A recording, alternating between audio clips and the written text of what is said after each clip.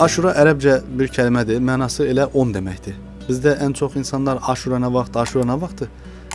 Amma həmd olsun Allaha ki, artıq bizim cəmiyyətimiz öz müstəqilliyimizdən sonra dini maariflənmə yolunda kifayət qədər informasiya, doğru məlumatlar alır.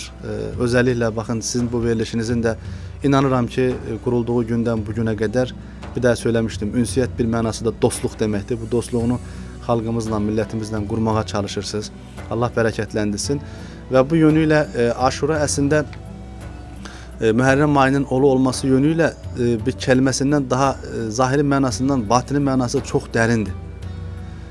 Niyə Aşura? Bayaq söylədiyimiz ki, niyə 10-cu günlər? Siz Zülhiccəni xatırlayın, ilk 10 günü var. 10 günün nə qədər böyük, dəyərli olduğunu, İslamda nə qədər əhəmiyyətli olduğunu bilirik. Sonda bir qurbanlıq var, değil mi? Mühərrəm ayının da əslində bu günləri bizi bir oruca götürür.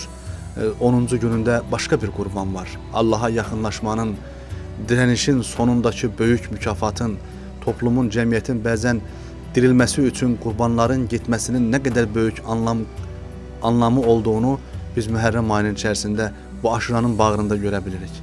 Və bu qəhrəman təbii ki, Peyğəmbərimiz sallallahu aleyhi və səlləmin sevib bağrına basdığı və mənim reyhanlarım dediyi, qoxuladığı zaman da ruhuna onların sevgisini çəkdiyi, öpdüyü, bağrına basdığı nəvələri, özəlliklə də Həzrəti Hüseyin əleyhissalamın, Allahın salamı olsun ona, əhlinə, əhl-i beytinə və onun başına gələn böyük faciələr və bu faciə qarşısındakı dimdik duruşu bir imam kimi qamətini qoruması, şənini qoruması